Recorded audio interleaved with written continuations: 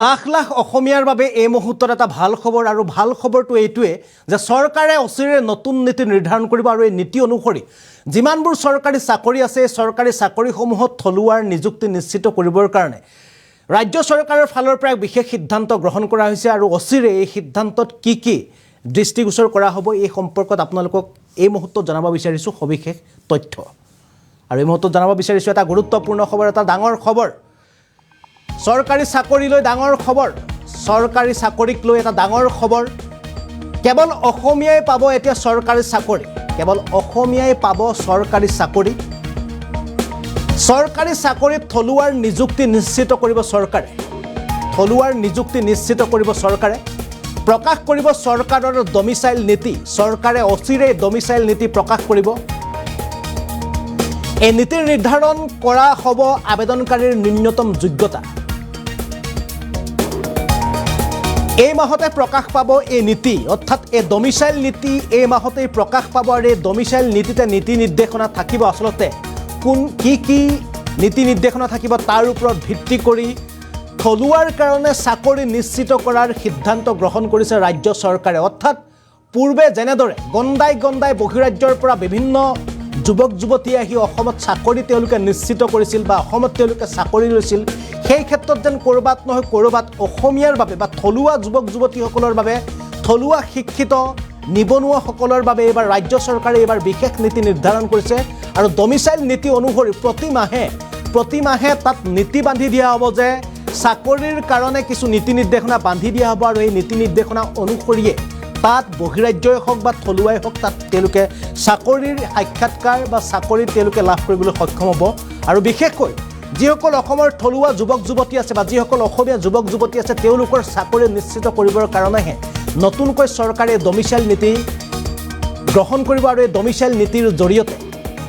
থলুৱাক নিযুক্তি নিশ্চিত প্ৰদান কৰিব ৰাজ্য চৰকাৰ আৰু এই সম্পৰ্কত ৰাজ্যৰ মুখ্যমন্ত্ৰী ডক্টৰ হিমন্ত বিশ্ব শৰ্মাই আজি সংবাদমেলত কি ক'লে আপোনালোকক শুনাব বিচাৰিছোঁ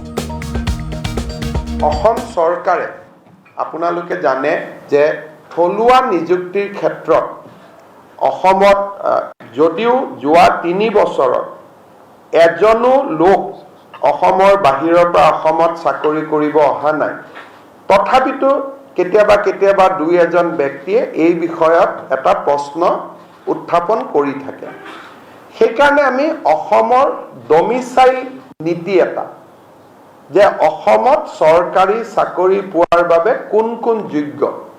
এই ডমিচাইল নীতি এটা আমি খুব সোনকালে প্ৰকাশ কৰিবৰ বাবে আমি সিদ্ধান্ত লৈছোঁ অসমৰ বিভিন্ন ব্যক্তিৰ লগত মই অনানুষ্ঠানিকভাৱে এই দিশত কথা পাতিছোঁ কিন্তু এই বিষয়ত সকলো বাক বিতণ্ডা ওৰ পেলাবৰ কাৰণে প্ৰথমতে তৃতীয় আৰু চতুৰ্থ বৰ্গৰ কাৰণে পিছত আমি তাক আগবঢ়াই লৈ গৈ থাকিম এটা ডমিচাইল নীতি এটা আমি প্ৰস্তুত কৰিম আৰু এই বিষয়ে এই মাহৰ ভিতৰতে আমি এটা সিদ্ধান্ত ল'বৰ কাৰণে আগবাঢ়ি গৈ আছোঁ যাতে আমি ডমিচাইল নীতি এটা অসমৰ কাৰণে আমি প্ৰকাশ কৰিব পাৰোঁ যে অসম চৰকাৰে আপোনালোকে জানে যে থলুৱা নিযুক্তিৰ ক্ষেত্ৰত অসমত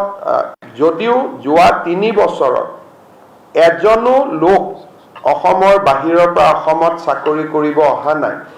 তথাপিতো কেতিয়াবা দুই এজন ব্যক্তিয়ে এই বিষয়ত এটা প্ৰশ্ন